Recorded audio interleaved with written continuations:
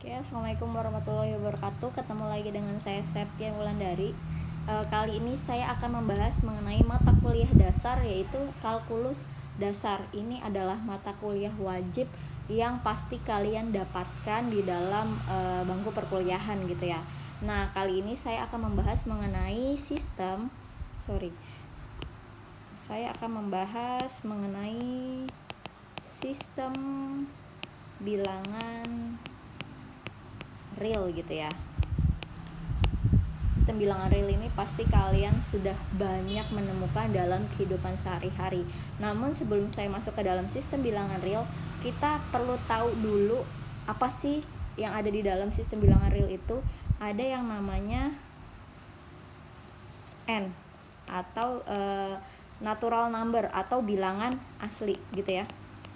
Bilangan asli yang kita simbolkan dengan n atau natural number itu isinya adalah angka 1, 2 gitu ya, 3 sampai dengan tak hingga. Itu adalah bilangan asli. Terus ada lagi yang namanya bilangan bulat. Ada lagi yang namanya bilangan bulat. Biasanya kita menyimbolkannya dengan huruf Z gitu ya.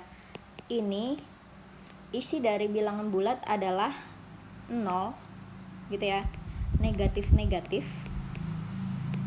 angka negatif gitu sampai dengan tak hingga. Terus adalah angka yang positif sampai dengan tak hingga gitu. Jadi bilangan bulat isinya atau elemennya adalah minus 1, minus 2 sampai dengan tak hingga, 0, terus 1, 2 sampai dengan tak hingga. Jadi 0 dan bilangan positif dan bilangan negatif itu adalah bilangan bulat gitu. Kemudian ada lagi yang namanya bilangan rasional dengan kita simbolkan yaitu adalah Q. Bilangan rasional atau bilangan pecahan gitu ya. Biasanya kita menyimbolkannya dengan n per m, di mana n sama m-nya itu adalah elemen bilangan dari bulat gitu ya, dan m-nya itu tidak boleh sama dengan 0. Itu adalah yang dinamakan bilangan rasional. Boleh misalnya gimana Bu contohnya, 1/2 itu pecahan kan, itu adalah bilangan rasional. Terus berapa lagi misalnya 5/10, 5/7 gitu ya, itu adalah bilangan rasional. Nah, gimana dengan bilangan real atau biasa kita simbolkan dengan R seperti ini ya. Jadi ada R gini gitu. Itu adalah bilangan real. Jadi bilangan real adalah bilangan yang mencakup adalah bilangan asli, bilangan bulat, dan bilangan rasional. Jadi kalau saya gambarkan gitu, misalnya di sini adalah natural number atau bilangan asli, kemudian yang di kotak luarnya ini adalah bilangan bulat gitu ya. Kemudian ada lagi yang namanya Q. Ini adalah bilangan rasional, dan bilangan real adalah yang mencakup antara mencakup natural number atau bilangan asli, bilangan bulat, bilangan rasional, dan bilangan real. Terus ada lagi yang namanya bilangan kompleks number. Itu nanti akan kalian pelajari di kalkulus kalkulus lanjut ya, atau biasanya kompleks itu disimbolkan dengan C. Ini adalah bilangan kompleks di mana isinya adalah Z sama dengan A plus IB, dengan I-nya adalah imajiner gitu ya, atau sama dengan akar dari -1. Dan A, B-nya itu adalah elemen bilangan real, dan A, B elemen bilangan real gitu ya. Gitu. Biasanya kita menuliskannya seperti itu untuk bilangan kompleks. Namun untuk kalkulus dasar kita tidak mempelajari bilangan kompleks, kita hanya mempelajari bilangan real gitu ya. Nah, kemudian setelah itu kita mempelajari bagaimana cara untuk menyatakan interval pada bilangan real gitu. Jadi terdapat 3 cara gitu untuk menyatakan interval bilangan real gitu. Ada 3 cara. Yang pertama yaitu dengan cara notasi himpunan. Contoh misalnya, contoh ya, untuk misalnya ada himpunan, misalnya A, isinya adalah 1, 2, 3, dan 4. Ada 4 elemen di dalam atau 4 anggota di dalam himpunan A. Tuh. Nah, cara untuk menotasikan himpunan A adalah seperti ini. Jadi A itu adalah karena anggotanya adalah 1, 2, 3, 4, maka boleh kita menuliskannya dengan seperti ini. Misalkan kita simbolkan dengan X gitu ya. Tanda lurus ini artinya adalah di mana? X di mana? Kan anggotanya 1, 2, 3, 4, berarti 1 X 1, 4. Jadi X itu di antara 1 sampai dengan 4 harus ada tanda sama dengannya. Kalau ada tanda sama dengannya artinya 1 dan 4 nya ikut gitu ya. Dan X nya itu harus elemen bilangan real gitu. Atau boleh kita menuliskannya dengan seperti ini. Bu, saya nggak mau ada sama dengannya. Boleh, misalnya X di mana, kalau nggak mau ada sama dengannya berarti 0 kecil dari X kecil dari 5. Jadi X itu di antara 0 dan 5. Dan X itu adalah elemen bilangan real. Boleh menuliskannya seperti ini. Atau, Bu, saya mau ada salah satunya masuk, salah satunya enggak. Oke, boleh kamu menuliskannya seperti ini. Karena anggotanya 1, 2, 3, 4, misalnya 1 mau kamu masukkan berarti 1 kecil dari harus ada sama dengannya gitu ya. X kecil dari 5 kalau satunya ingin masuk gitu ya. Atau, Bu, saya mau yang 4-nya yang masuk, satunya nggak mau. Oke, bisa disimbolkan dengan 0 kecil dari X kecil dari sama dengan 4. X elemen bilangan real gitu ya. Jadi keempat contoh ini nih itu menggambarkan tentang ini, yaitu A sama dengan anggotanya 1, 2, 3, dan 4 gitu. Itu adalah cara untuk menyatakan notasi himpunan. Nah, gimana cara yang lainnya gitu? Misalnya cara yang kedua adalah dengan cara garis, menggunakan garis. Nah, di sini misalnya saya pakai contoh yang ini ya. A sama dengan 1, 2, 3, dan 4. Bagaimana kita menyatakan interval bilangan real dengan menggunakan garis? Caranya adalah yang pertama, kita buat garis. Karena kita buat garis bilangan ya. Karena isinya adalah 1, 2, 3, dan 4, maka di sini kita menuliskannya gambar bulat tapi ada isinya, jadi penuh gitu ya. Di sini 1 dan di sini 4 seperti itu. Atau kalau saya nggak mau lingkarannya penuh, gimana Bu? Kalau tidak mau penuh, lalu bagaimana? Boleh yang ini menggambarkan seperti yang ini ya. Nih, yang pertama, yang A. Saya tulisnya A aja saja ya. Gitu. Saya hapus. Nah, ini yang A. Nah, kalau yang B, misalnya yang B di notasi tadi, saya mau menotasikannya dengan yang B itu aja, Bu. Boleh. Caranya berarti kan dia 0. 0-nya itu, ini 0, 0-nya tidak ada garisnya. Ya, ini tidak ada garisnya kan. Berarti kalau tidak ada garisnya berarti lingkarannya itu tidak penuh. Di sini ditulisnya 0. Gitu ya. Di sini juga kurang darinya tidak ada sama dengannya, maka notasinya adalah bulat tapi tidak penuh, gitu ya. Maka di sini 5. Nah, gimana kalau yang menuliskan yang C, Bu? Nah, kalau yang C kita buat garis bilangan. Di sini adalah lebih kecil sama dengan, ada sama dengannya, berarti di sini adalah 1, tapi ada sama dengannya, maka lingkarannya adalah penuh. Seperti itu ya.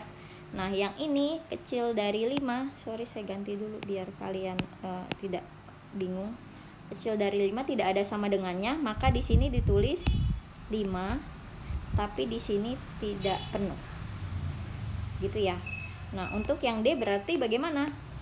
Untuk yang D berarti kita buat garis bilangan. Isinya apa? 0 dan 4 kan? 0 dan 4. Tapi yang ini itu tidak ada sama dengannya, berarti ini 0-nya tidak penuh, gitu kan? Nah, di sini ada sama dengannya, berarti 0-nya penuh. Nah, itu adalah cara untuk menyatakan interval bilangan real dengan menggunakan garis, gitu ya. Nah, gimana cara menyatakan interval bilangan real dengan menggunakan supremum?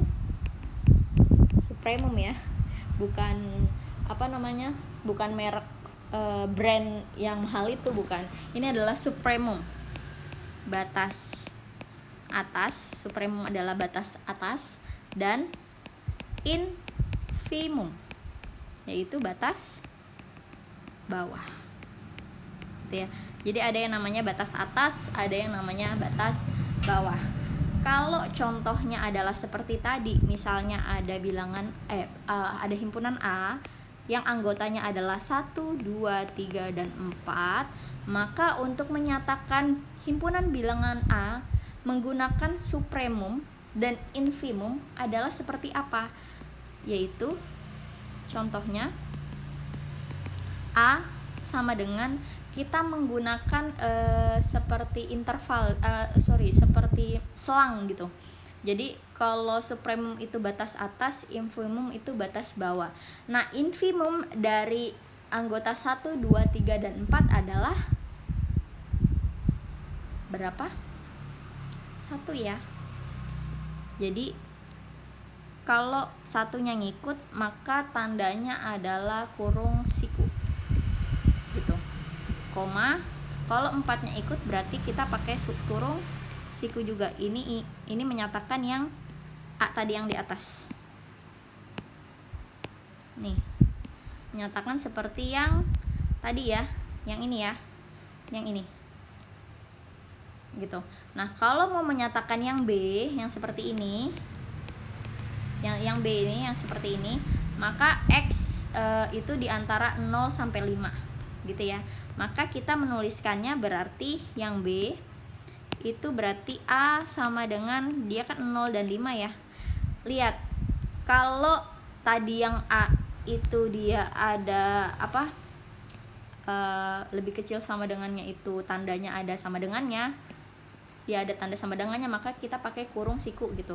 Kalau yang ini kan tidak ada sama dengannya nih, yang ini, maka kita pakainya bukan kurung siku, tapi kurungnya seperti ini, begini, gitu ya, seperti kurung biasa gitu. Oke, untuk yang C yang seperti ini nih, yaitu X-nya di antara 1 sampai 5, tapi satunya itu ada tanda sama dengannya. Berarti kita tulis dulu nih, A-nya itu di antara 1 dan 5. Tapi yang angka satunya itu lebih kecil sama dengan, ya kan? Ini kan lebih kecil sama dengan. Maka di sini kita berarti menggunakan kurung siku. Tapi kalau yang angka 5-nya ini tidak ada sama dengannya kan? Kalau tidak ada sama dengannya, maka kita pakai kurung biasa. Kurung setengah lingkaran, gitu ya. Nah, untuk contoh yang D, gitu, berarti himpunan A isinya apa? Isinya coba kita lihat. Untuk yang 0 itu tidak ada sama dengannya, berarti di sini 0, gitu ya.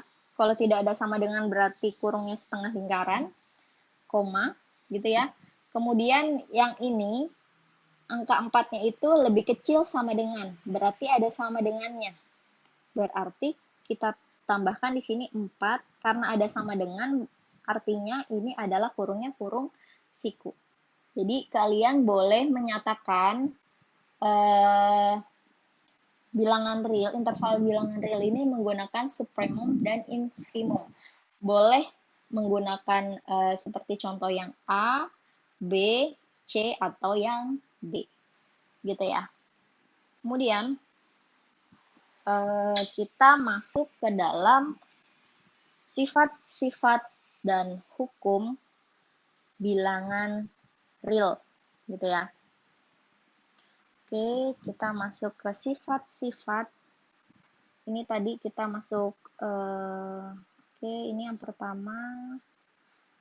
Terus kita masuk ke sifat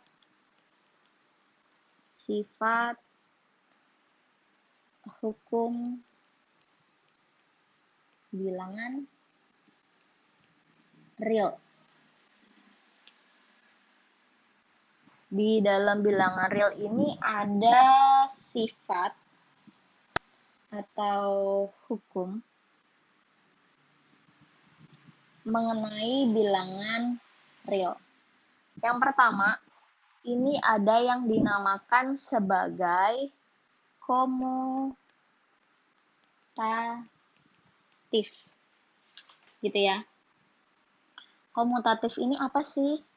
Komutatif ini adalah misalkan X ditambah Y itu sama dengan Y ditambah X. Gitu. Dan kalau ada X dikali dengan Y itu sama dengan Y dikali dengan X. Gitu ya. Ini Y-nya sama aja gitu. Contoh. Misalkan di dalam bilangan real, misalnya 1 ditambah 2 sama nggak sih hasilnya sama 2 ditambah 1? Gitu. Kalau X-nya 1, Y-nya 2 misalnya gitu. Berarti 1 ditambah 2 sama nggak sih dengan 2 ditambah 1? Sama ya. Berarti 3 sama dengan 3 gitu ya. 1 tambah 2 kan 3. 2 tambah 1, 3. Berarti hasilnya sama. Itulah yang dinamakan komutatif, sifat komutatif pada penjumlahan. Nah, gimana sifat komutatif pada perkalian? Jadi kalau saya punya X-nya 1 gitu, terus Y-nya adalah 2, berarti sama dengan Y-nya kan tadi 2, terus X-nya 1. 1 dikali 2 berapa sih? 2 gitu ya. Terus 2 dikali 1 sama dengan 2. 2 sama dengan 2. Sama ya. Berarti ketika kita punya bilangan real X dikali dengan bilangan real Y, itu akan sama dengan hasilnya adalah Y dikali dengan X. Itu adalah sifat komutatif. Gitu. Yang kedua, kita punya sifat yang namanya asosiatif. Gitu. Jadi kalau saya punya ini saya ini nih ya. Saya perjelas lagi gitu. Nah, kemudian asosiatif, misalkan saya punya X untuk penjumlahan ya, ditambah Y ditambah Z gitu ya.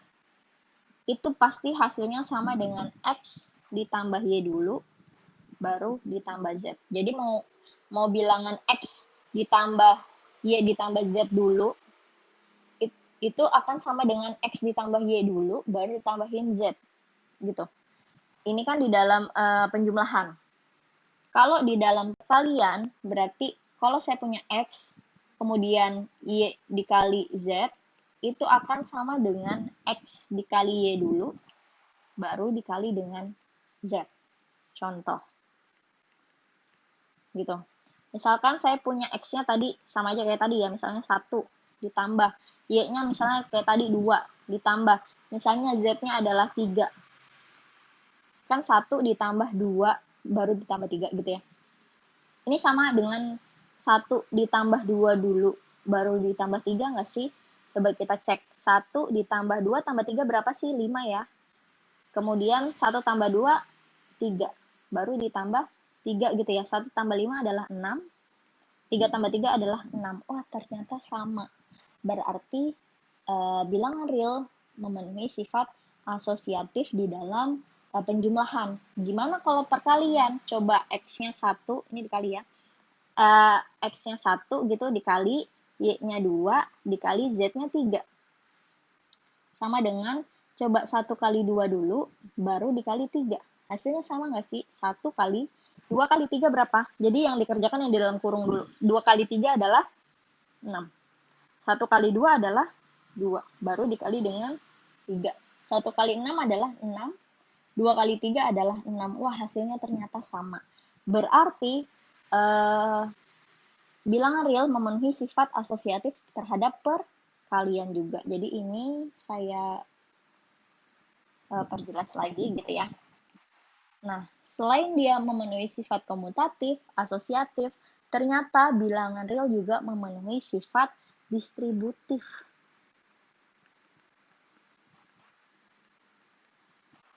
Gitu. Jadi kalau saya punya X, kemudian saya kalikan dengan Y, baru ditambah Z, gitu.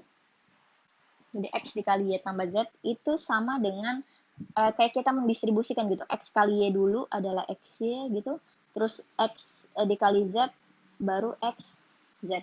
Jadi dia memenuhi itu. Coba kita cek lagi, benar nggak sih dia memenuhi contohnya. Misalkan tadi sama, X-nya 1, Y-nya 2, dan Z-nya itu 3. Dia dalam bilangan real ya. Sama nggak sih kalau tadi X-nya 1, Y-nya 2 gitu ya. Terus X-nya tadi 1, Z-nya adalah 3. Sama nggak sih hasilnya?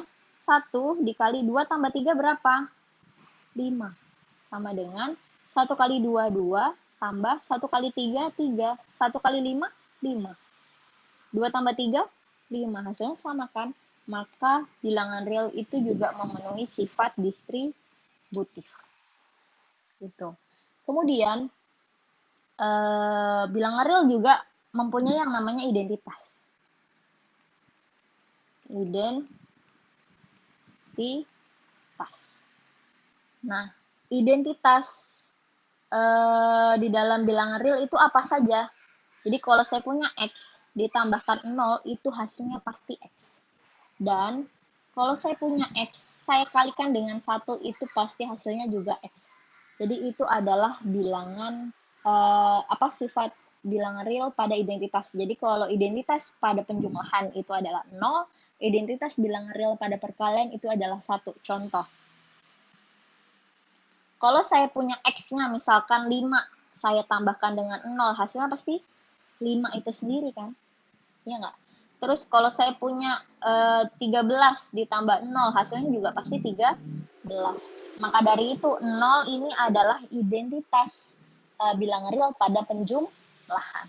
Gimana identitas bilangan real pada perkalian? Contoh, kalau saya punya X-nya misalnya di sini ya, yang tadi ya, X-nya 5, saya kalikan dengan 1, maka 5 kali 1 pasti 5. Sudah pasti 5.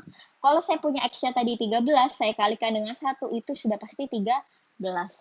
Jadi, identitas bilangan real untuk perkalian adalah 1. Gitu ya. Oke. Nah, yang terakhir, ada yang namanya inverse. Inverse itu apa sih? Inverse itu adalah kebalikannya. Gitu ya. Jadi setiap bilangan X itu punya yang namanya inverse. Jadi saya tulis aja ya, setiap bilangan X itu mempunyai inverse penjumlahan, gitu ya.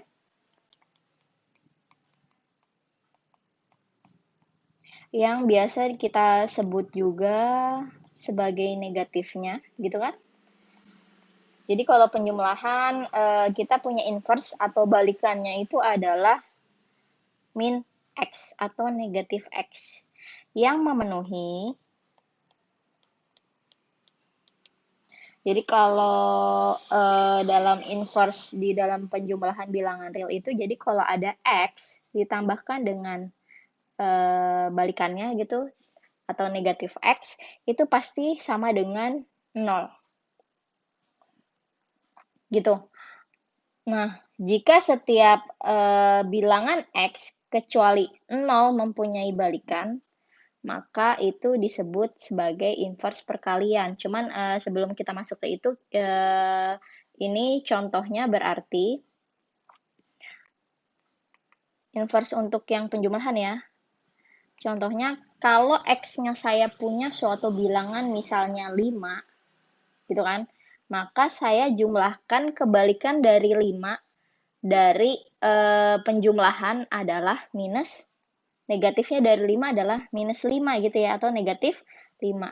Ketika 5 kita jumlahkan dengan kebalikannya yaitu minus 5, maka hasilnya pasti 0. Benar nggak sih? 5 ditambah negatif 5.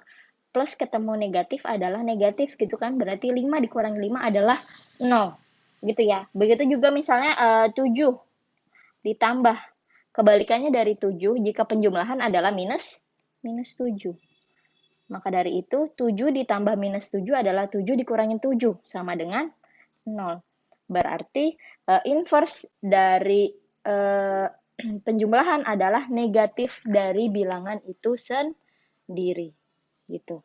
Nah, gimana untuk inverse perkaliannya? Tadi yang saya katakan, jika setiap bilangan X kecuali 0 gitu ya, mempunyai inverse atau balikan.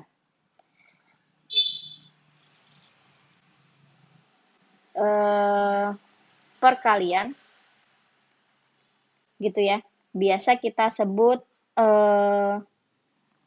disebut juga kebalikan, atau biasa kita simbolkan dengan X pangkat minus 1. Itu artinya adalah inverse gitu ya. Yang memenuhi, atau X pangkat minus 1 itu ada sama dengan 1 per X gitu ya. Yang memenuhi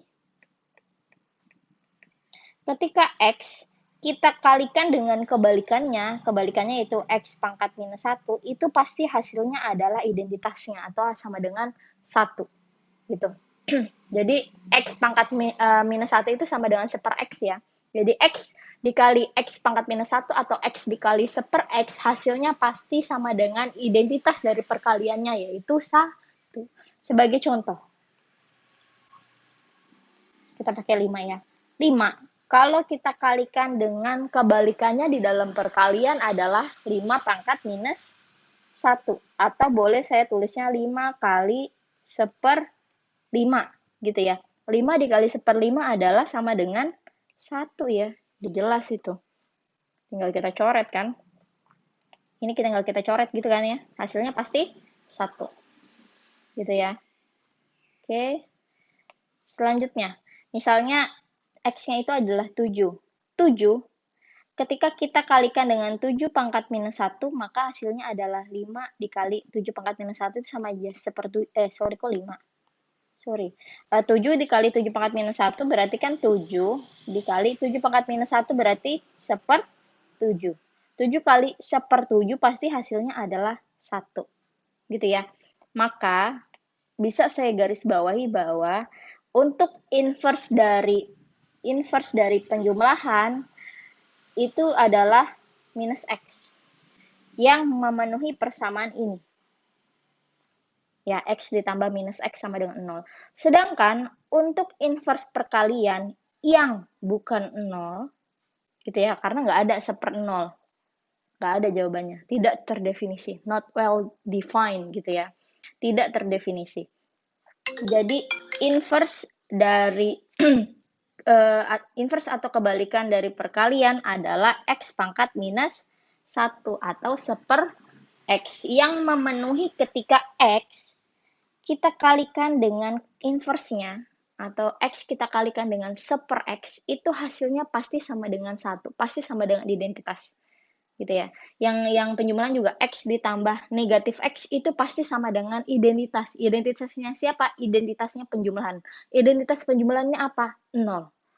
Seperti yang ini, yang poin keempat yang tadi sudah saya jelaskan. Gitu ya. Jadi kalau identitas penjumlahan 0, identitas perkaliannya adalah 1. Itu adalah hukum sifat-sifat hukum pada bilangan real. Gitu. Cukup jelas ya. Jadi bilangan real itu pasti memenuhi kelima hukum atau sifat-sifat bilangan real ini. Yaitu ada yang namanya komutatif, asosiatif, distributif, identitas, dan inverse. Oke, selanjutnya kita masuk ke dalam sifat-sifat urutan bilangan real. Oke. Sifat urutan bilangan real. Nah, di dalam urutan bilangan real ini terdapat 4 sifat urutan bilangan real. Yang pertama, itu ada yang namanya trikotomi. Ada yang udah pernah dengar nggak sih trikotomi itu apa? Jadi, trikotomi itu adalah, saya jabarkan ya, jika kita punya bilangan real X dan bilangan real Y, ya, ini adalah bilangan real,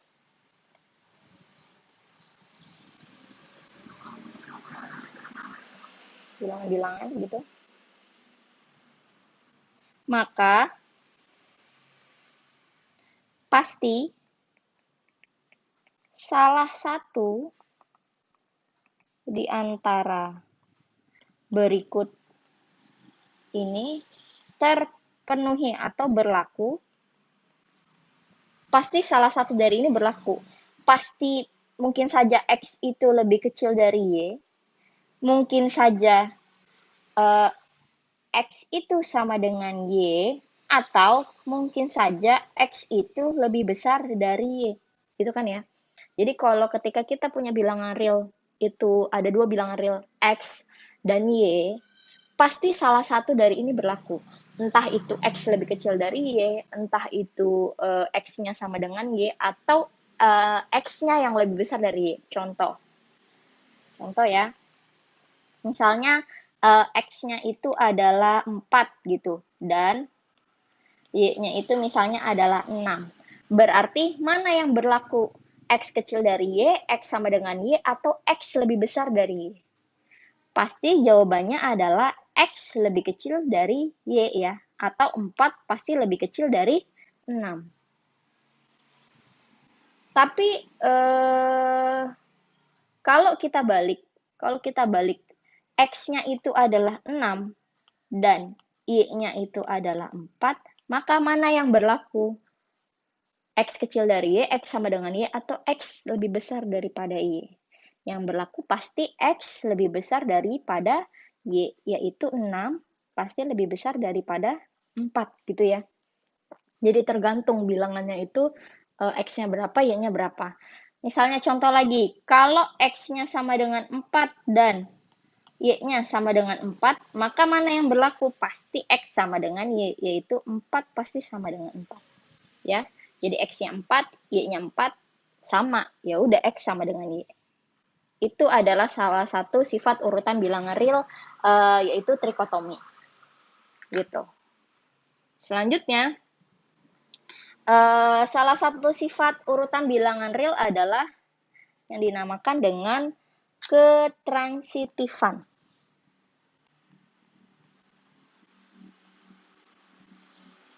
Gitu ya. Sifat ketransitifan itu apa? Jadi kalau ada X lebih kecil dari Y dan Y-nya lebih kecil dari Z, maka itu tanda panah. Maka X itu pasti lebih kecil dari Z. Jadi kalau dalam matematika maka itu tanda panah ke kanan gitu ya. Nanti kalian akan belajar di kalau nggak salah logika matematika di semester 2 gitu. Contoh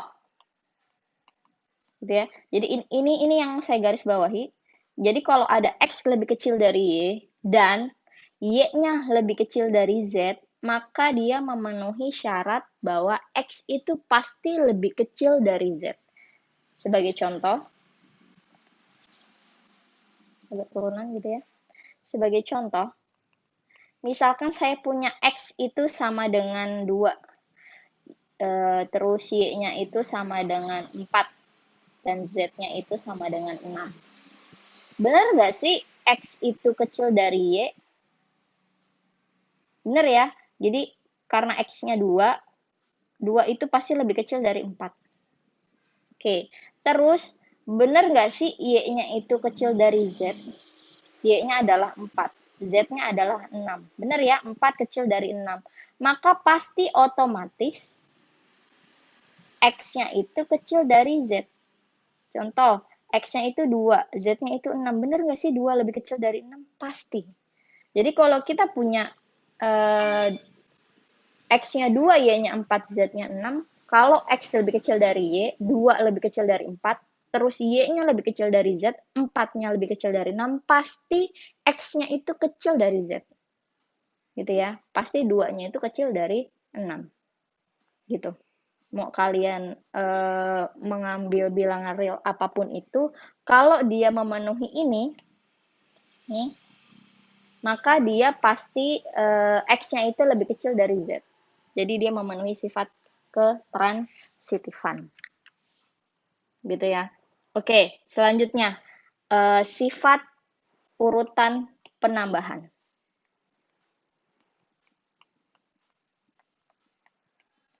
Gitu ya. Oke, untuk sifat urutan bilangan real yang penambahan adalah kalau kita punya X lebih kecil dari Y, maka ini bersifat biimplikasi.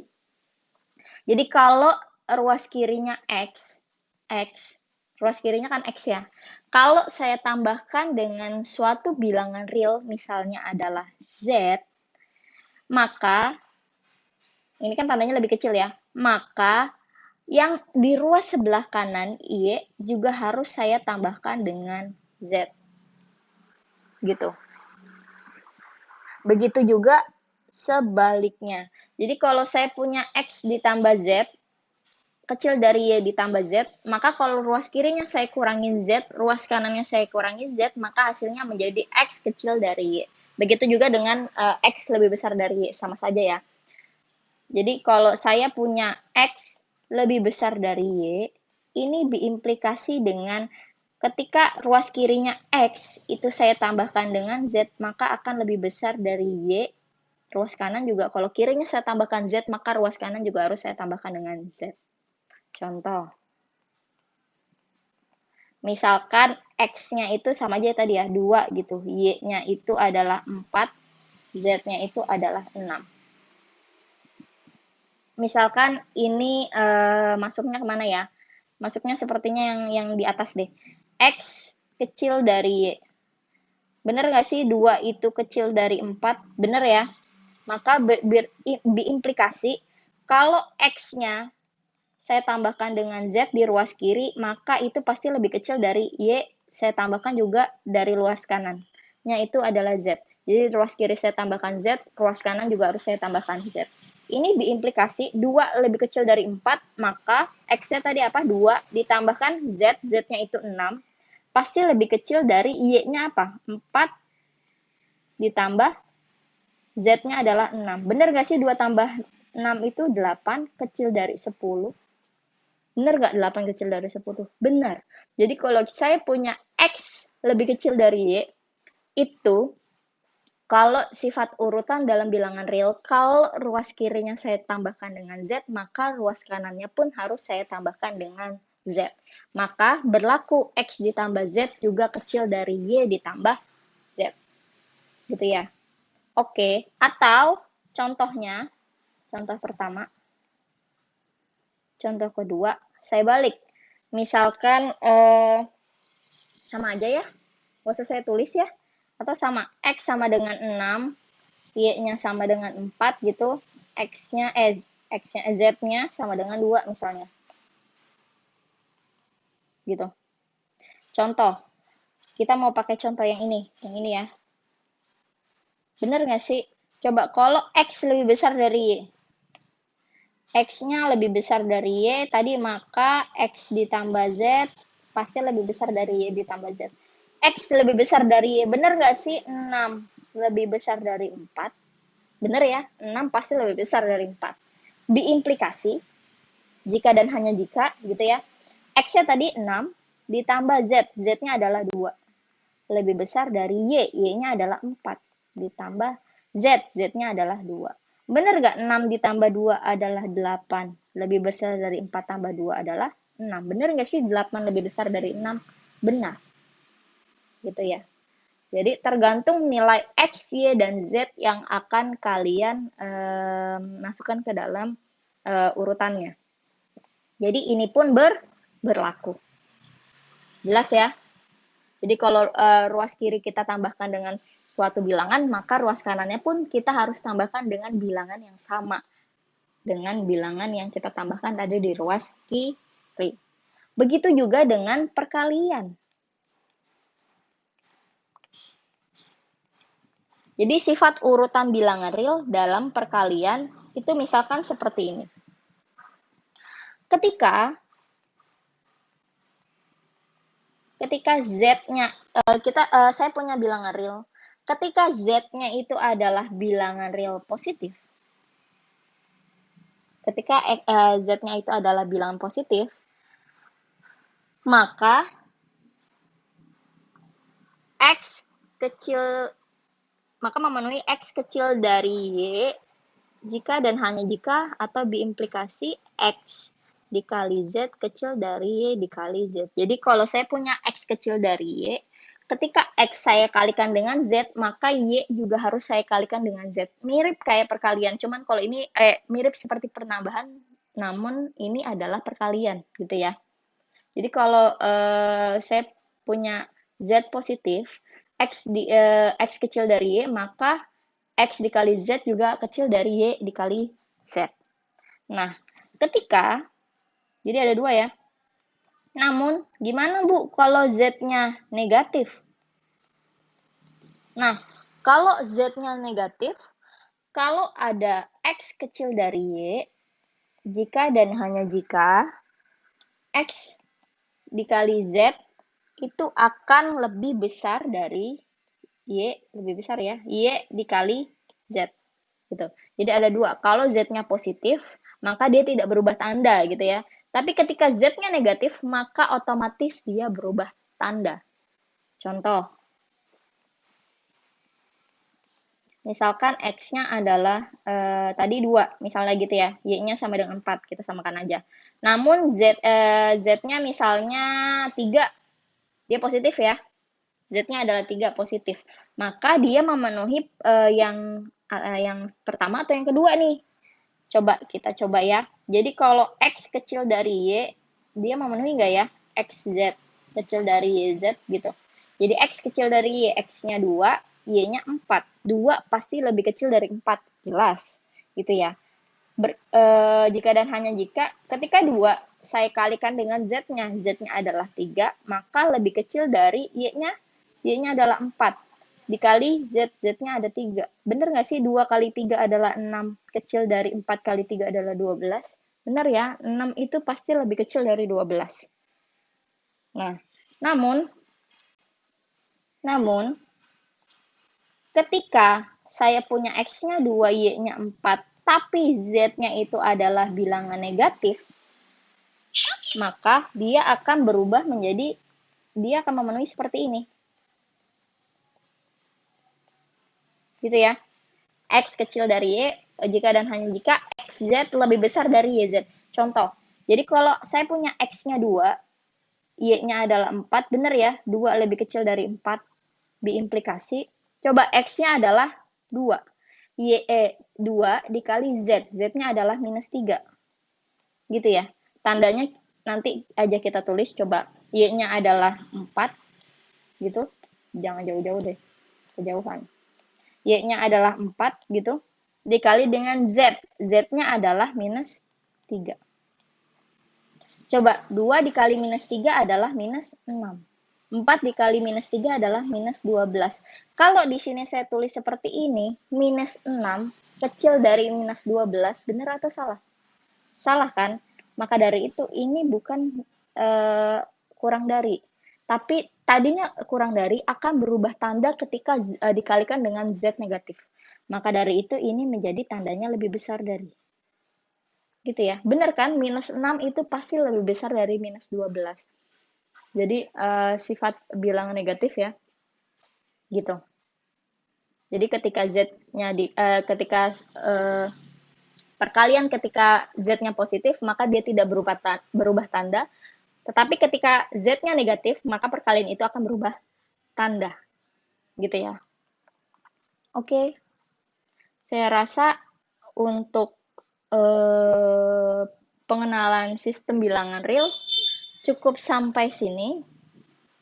Nanti kita akan banyak latihan soal mengenai bilangan real. Oke, terima kasih. Assalamualaikum warahmatullahi wabarakatuh.